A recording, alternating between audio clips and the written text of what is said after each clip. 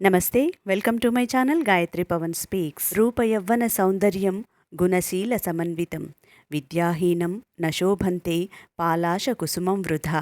ఎన్ని మంచి లక్షణాలు ఉన్నా విద్యాగంధం లేకుంటే మోదుగ పూలలాగా మనిషి జీవితం కూడా వృధా అవుతుందని ఈ శ్లోకం యొక్క అర్థం. దీనికి సంబంధించిన ఒక చిన్న కథను ఈ వీడియోలో మనం చెప్పుకుందాం. పూర్వం ఒక గ్రామంలో సకల విద్యాపారంగతులైన ఒక బ్రాహ్మణ కుటుంబంలో 4 కొడుకులు, 1 కూతురు ఉండేవారు. 10 ఏళ్లు దాటిన తన కూతురికి ఇంకా వివాహం కాలేదని వాపోయేవాడు ఆ తండ్రి. చివరకు ఆయన స్నేహితుడి ద్వారా ఒక సంపన్న కుటుంబంలోని 16 ఏళ్ల యువకుడిని అల్లుడిగా చేసుకున్నాడు. అల్లుడు పెద్దగా చదువుకోలేదు, అయితే గొప్ప ఆస్తిపరులు. చిన్నపిల్లైన కారణంగా కూతురుని ఇంకా కాపురానికి పంపలేదు. 5 ఏళ్లు గడిచిన తర్వాత మామగారే వెళ్ళి అల్లుణ్ణి పండగ సాకుతో తమ ఊరికి పిలుచుకొని వచ్చాడు. దాదాపు తన వయసు వారే అయిన బావమరుదులు బావగారిని సాదరంగా ఆహ్వానించారు.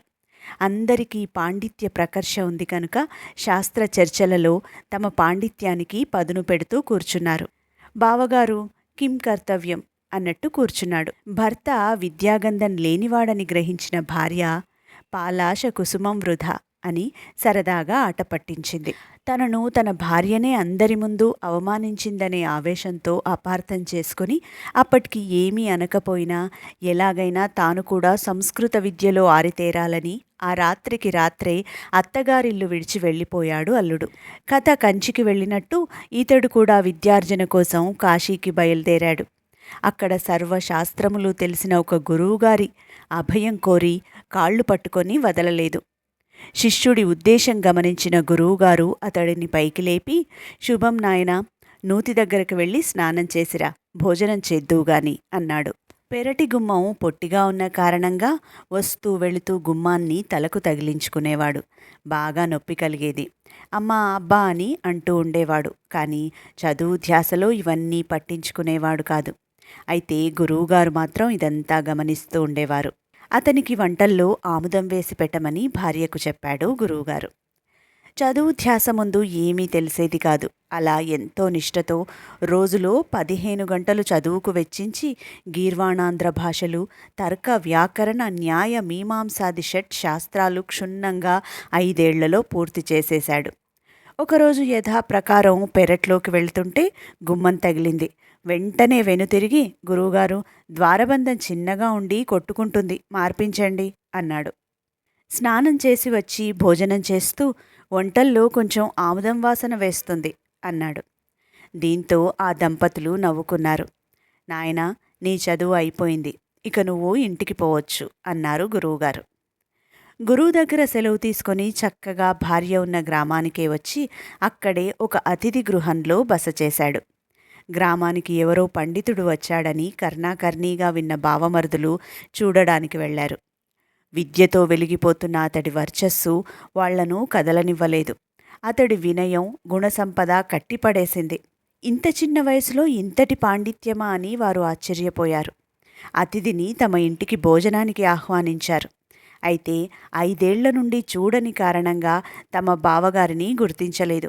పైగా దీక్ష, కేశపాశాలు అడ్డమయ్యాయి.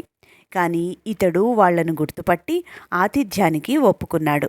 మరుసటి రోజు అత్తవారింటికి ఆతిథ్యానికి బయలుదేరాడు.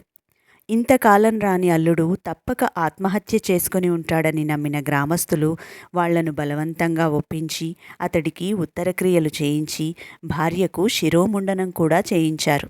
ఆమె వంట చేసి అందరికీ వడ్డించింది. ఆ స్థితిలో ఉన్న భార్యను చూసి చలించిపోయాడు. నిజంగా మనసులో బాధపడ్డాడు. భోజనం చేస్తున్నాడు, కానీ మనసులో లేదు. జీలకర్ర, మంచి ఇంగువ వేసిన చారువాసన అమోఘంగా ఉంది, కానీ ఉప్పు లేదు, రుచి అనిపించలేదు.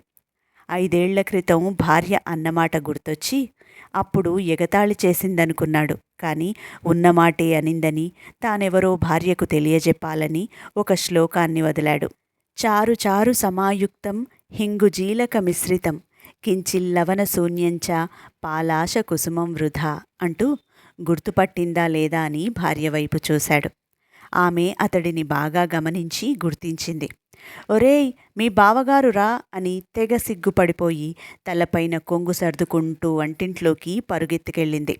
ఆశ్చర్యపోయిన సోదరులు కూడా అతడిని తేరిపారా చూసి గుర్తించి తెగ సంబరపడిపోయారు. మరుసటి రోజు అతడికి క్షవరం చేయించి నూతన వస్త్రాలతో సత్కరించి అలంకృతుడిని చేసి శాస్త్ర ప్రకారం ప్రాయశ్చిత్త ఆయుష్ హోమాది వైదిక కర్మలు దానాదులు చేయించి చెల్లెలిని సుమంగళిగా అలంకరించి అత్తవారింటికి పంపించారు.